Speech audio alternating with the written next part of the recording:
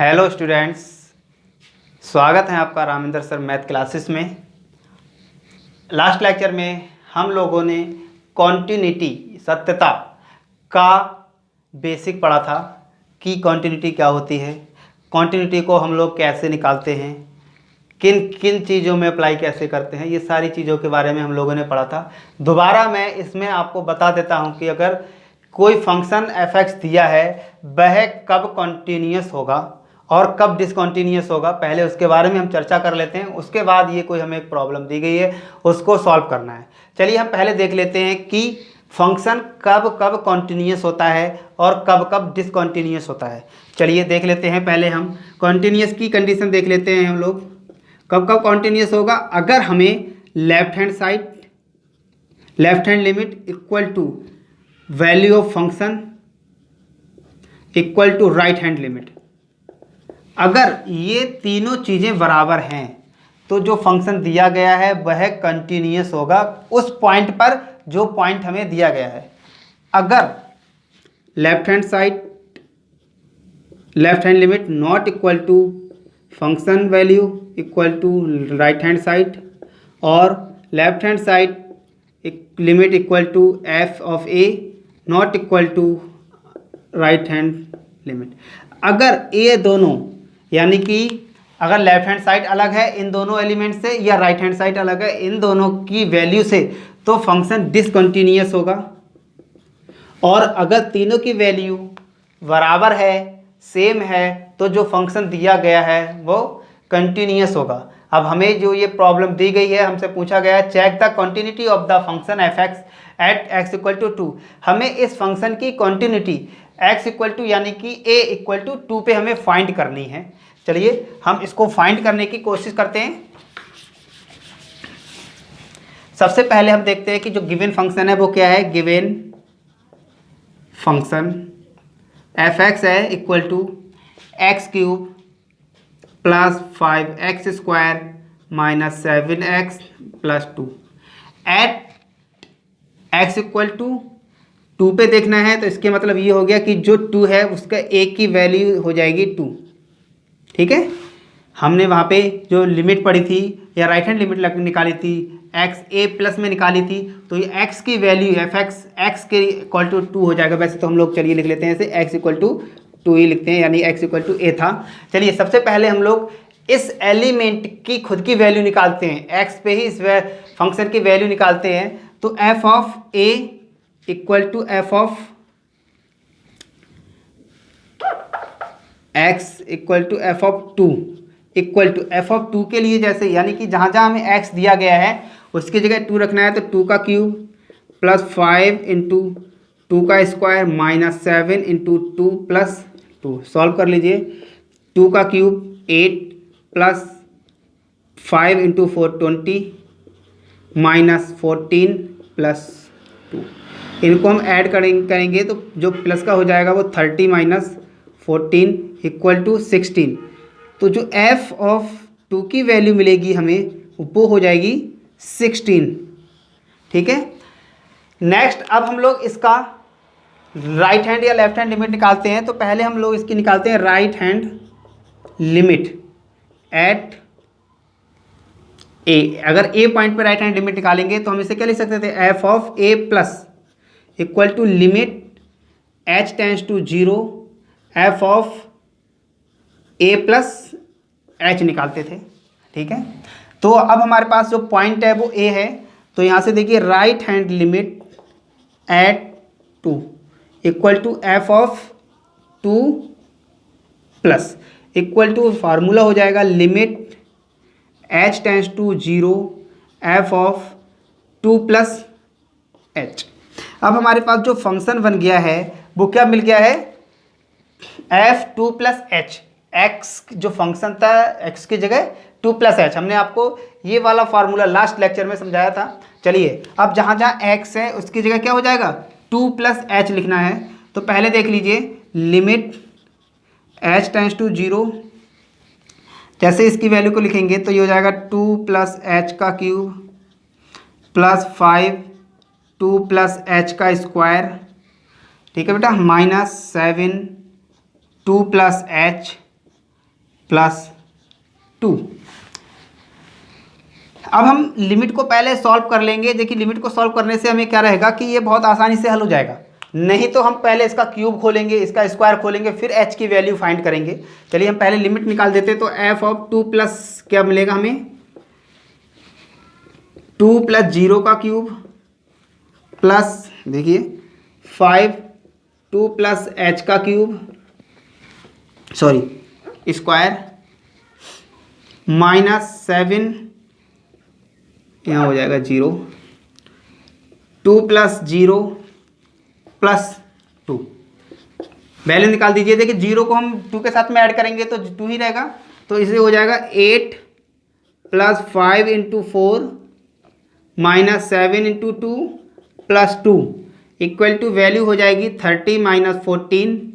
F 2 plus की value हो जाएगी 16। हमने अभी देखा था एफ ऑफ 2 की वैल्यू भी 16 थी, एफ ऑफ 2 की वैल्यू भी 16 थी। अगर ये दोनों वैल्यू बराबर नहीं होती तो हम यहीं पे लिख देते कि जो फंक्शन दिया गया है वो डिसकंटिन्यूअस है। अब क्या है, दोनों की वैल्यू बराबर आ गई है तो हमें थर्ड वैल्यू को भी फाइंड करना होगा। पर थर्ड वैल्यू हमारे पास हो जाएगी लेफ्ट हैंड लिमिट के लिए जो फार्मूला था एट ए पॉइंट पे क्या था बेटा, F A minus equal to limit H tends to 0 F A minus H. तो इसका जो इस पॉइंट पे पॉइंट 2 पे इसकी जो वैल्यू हो जाएगी left hand limit at 2 equal to F 2 minus equal to limit H tends to 0 F 2 minus H. यहाँ पे अब क्या होगा, जितना जहाँ जहाँ बेटा आपको x दे रखा गया है उसकी जगह 2 माइनस एच लग जाएगा। तो ये हो जाएगा 2 माइनस एच का क्यूब, यहाँ पे बेटा ये वैल्यू लगेगी 2 माइनस एच का क्यूब प्लस 5 2 माइनस एच का square minus 7 2 minus H plus 2। अब इसमें भी हम क्या कहते हैं, पहले इसकी लिमिट को सॉल्व कर लेते हैं। तो ये मिलेगा 2 माइनस एच का क्यूब 0 का क्यूब प्लस 5 2 माइनस 0 का square minus 7 2 minus 0 plus 2। Solve करने के बाद वैल्यू आएगी 30 माइनस 14 इक्वल टू 16। हम देख रहे हैं this implies f 2 minus equal to value आ गई 16। यहाँ से हमने देखा लेफ्ट हैंड लिमिट की वैल्यू भी 16 आई है, राइट हैंड लिमिट की वैल्यू 16 और फंक्शन की वैल्यू भी 16। तो this implies f 2 plus equal to F 2 equal to F 2 minus. तो this implies given function is continuous. ठीक है, जो फंक्शन हमें दिया गया है वो क्या है, कॉन्टिन्यूअस है। समझ में आ गया होगा ये प्रॉब्लम। आपको क्या करना है, पहले हमें जो पॉइंट दिया गया है उस पे फंक्शन की वैल्यू को फाइंड कर लेते हैं, ना करें बाद में कर लें, कोई ऐसा नहीं है।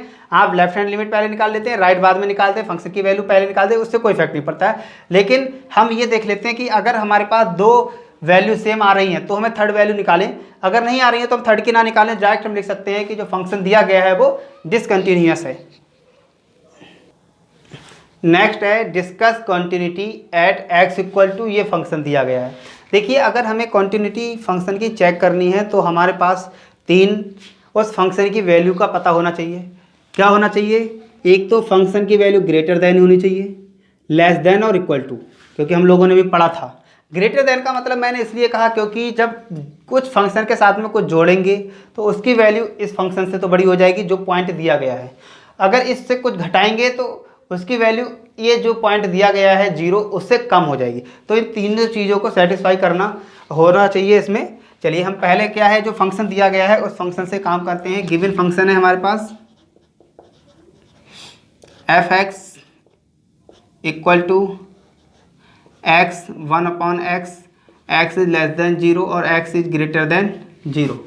हमें जो पॉइंट दिया गया है बेटा वो क्या है, पॉइंट x इक्वल टू 0। हमें x इक्वल टू 0 पे इस फंक्शन की कॉन्टिन्यूटी चेक करनी है। सबसे पहले इस फंक्शन, देखिए यहाँ पे आपको जो क्वेश्चंस मिलेंगे वो इस टाइप की सारणी से रिलेटेड मिलेंगे। कभी कभी क्या होता है कि एक ही में हमें तो एक ही पॉइंट दिया है, कभी कभी क्या होता है एक ही में 2-2 3-3 पॉइंट दिए गए होते हैं और उन 1-2-2 3-3 पॉइंटों से उस तीनों अगर हमें 3 पॉइंट दिए गए हैं तो तीनों पॉइंट पे उसी फंक्शन की हमें कॉन्टिन्यूटी डिसकॉन्टिन्यूटी को चेक करना होता है। चलिए हम पहले इसके क्वांटिटी के लिए चेक करते हैं। अब हम सबसे पहले इस फंक्शन की वैल्यू निकालते हैं, यानी कि f0 के लिए। f0 के लिए हमें कंडीशन दी गई है यहाँ पे। अब हमें क्या होता है कि यहाँ से ढूंढना होता है कि हम किस फंक्शन में किसकी वैल्यू निकालें। यहाँ हमें जब दिया गया है कि x is less than equal to 0, जो फंक्शन की वैल्यू x, जो फंक्शन f(x) दिया है उसकी वैल्यू x कब कब होगी, जब x की वैल्यू 0 से छोटी होगी या 0 के बराबर होगी। अब यहाँ पे हमें 0 के बराबर दी गई है और यहाँ पे 0 के बराबर, तो यानी कि जो x के 0 जगह पे क्या हो जाएगा बेटा, 0। समझ में आ रहा है आप लोगों को? नहीं आ रहा है तो मैं दोबारा आपको बता रहा हूँ। हमें अब पहले तो हमें डायरेक्टली उस फंक्शन में हमें पॉलिनोमियल इक्वेशन दे रखी थी, पॉलिनोमियल इक्वेशन में हमने क्या किया, डायरेक्टली लगा दिया था। अब हम एक सरणी के रूप में इक्वेशन दी गई है, हमें उसमें से छांटना होगा कि ग्रेटर देन के लिए हमें कौन सी उस फंक्शन से वैल्यू निकालनी है, लेस देन के लिए कौन सी वैल्यू लेनी है और इक्वल टू के लिए कौन सी वैल्यू लेनी है। हमें यहाँ पे 3 कंडीशन दी गई हैं। एक कंडीशन x की वैल्यू 0 से कम है या बराबर है तो फंक्शन की वैल्यू x है, x की वैल्यू 0 से ज़्यादा है तो फंक्शन की वैल्यू 1/x है। अब हम यहाँ देख रहे हैं कि x की वैल्यू 0 के बराबर है तो यहाँ पे x हो गया, f(x) इक्वल टू 0, तो यहाँ पे वैल्यू इसकी 0 हो जाएगी।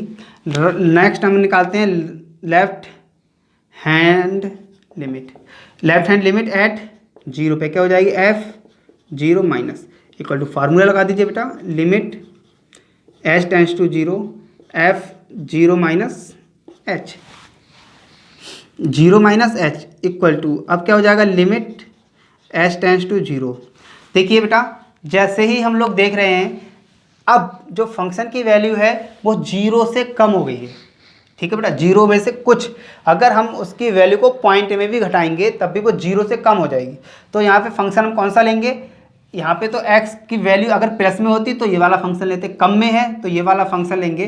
तो जो x की वैल्यू हो जाएगी वो हो जाएगी 0 माइनस h, 0 माइनस h, क्योंकि अब फंक्शन क्या आ जाएगा, f(x) की जगह x आ जाएगा तो 0 माइनस h। 0 माइनस h की वैल्यू क्या हो जाएगी बेटा, यहाँ देखेंगे तो माइनस का h। ठीक है बेटा, तो ये बचेगा limit h tends to minus h, 0 के लिए चाहे माइनस लगाएं या नहीं लगाएं तो उसकी वैल्यू हमेशा ही 0 होती है। लास्ट हमारे पास अब हमें निकालना है राइट हैंड लिमिट एट 0, तो क्या हो जाएगा, f0 प्लस, फार्मूला क्या हो जाएगा इसका, limit h tends to 0 f0 plus h। अब हमारे पास यहाँ पे जो फंक्शन बचेगा बेटा वो क्या होगा, देखिए आप लोग, 0 में कुछ जोड़ा जा रहा है तो फंक्शन की वैल्यू हमारे पास हो जाएगी ये, तो ये हो जाएगा 1/0 plus h equal to limit h tends to 0 1/h। 1/h की वैल्यू के लिए आप लोग बताइए क्या होगा, आप लोग डिस्कस करें इस पर, समझ में आ रहा है क्या होगा। अब यहाँ पे जैसे हम लिमिट लगाएंगे तो ये हो जाएगा 1/0। किसी को अगर हम 0 से डिवाइड करते हैं वो क्या हो जाता है, इन्फिनिटी। ठीक है, तो हम देख रहे हैं f0 plus equal to infinity. यहाँ पे हमने देखा कि f0 पे वैल्यू 0 आई है, f0 माइनस पे वैल्यू 0 आई है, f0 प्लस पे वैल्यू इन्फिनिटी आई है। तो क्या हो जाएगा, यहाँ पे जो वैल्यू मिलेगी, this implies f0 minus equal to f0 equal to not equal to f0 plus. This implies given function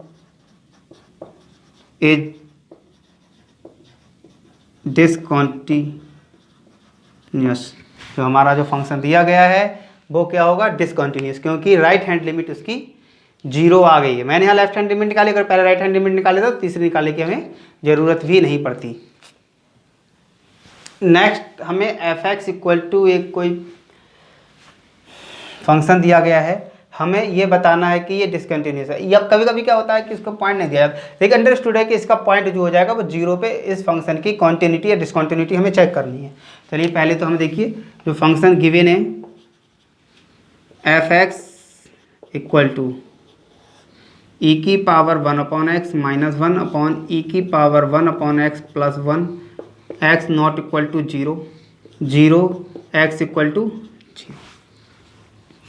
ये हमें फंक्शन दिया गया है कि फंक्शन के लिए ये कंडीशन दी है। हमें जो कंटिन्यूटी या डिसकंटिन्यूटी चेक करनी है वो किस पे करनी है, एट x इक्वल टू 0 पे।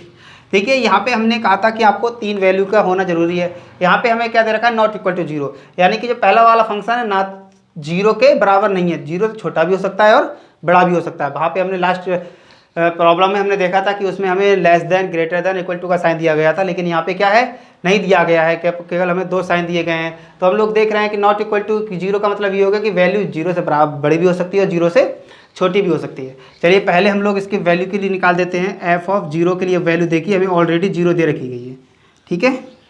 नेक्स्ट हम निकालते हैं राइट हैंड लिमिट, निकाल देते हैं इसकी।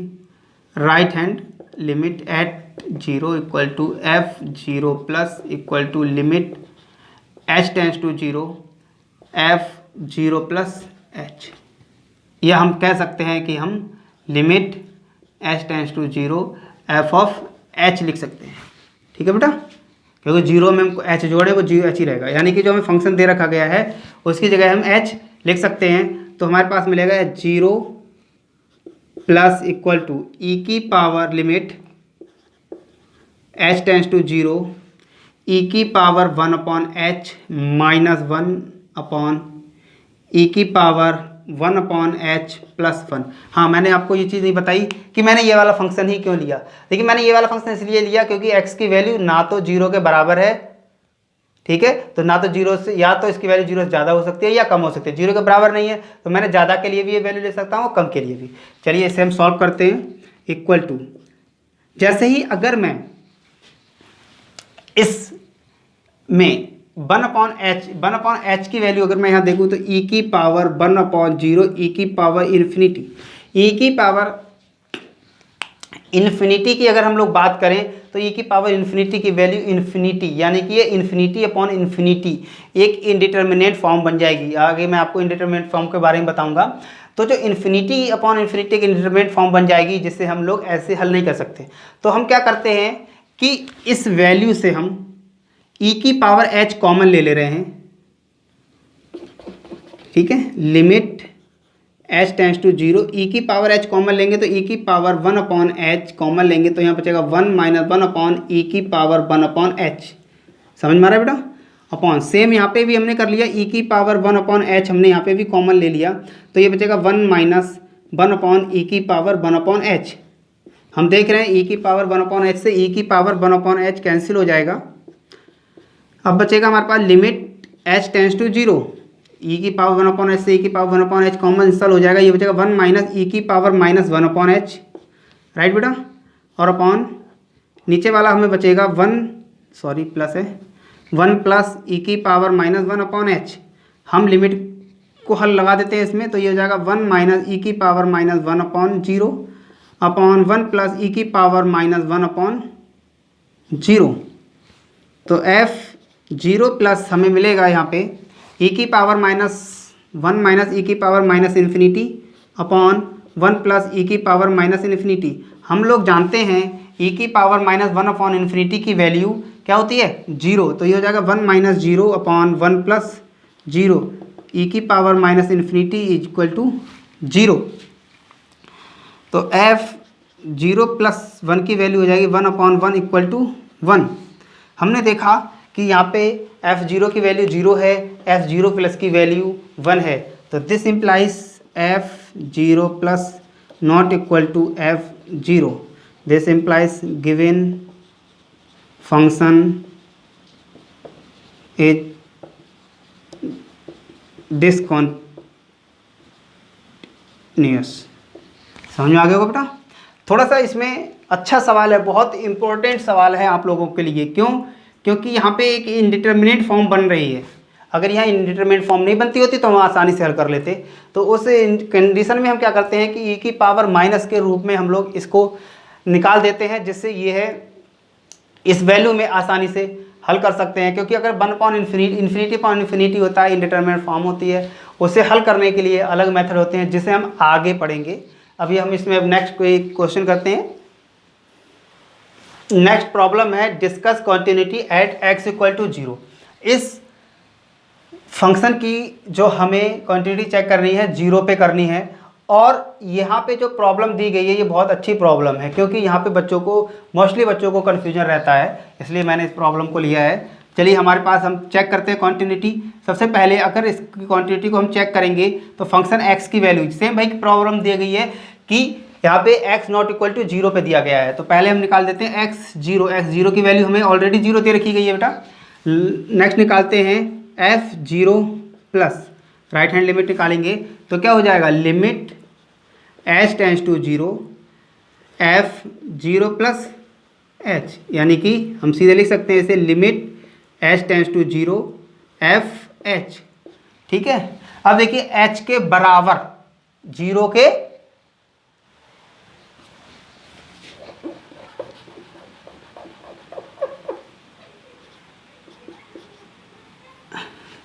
चलिए 0 प्लस h।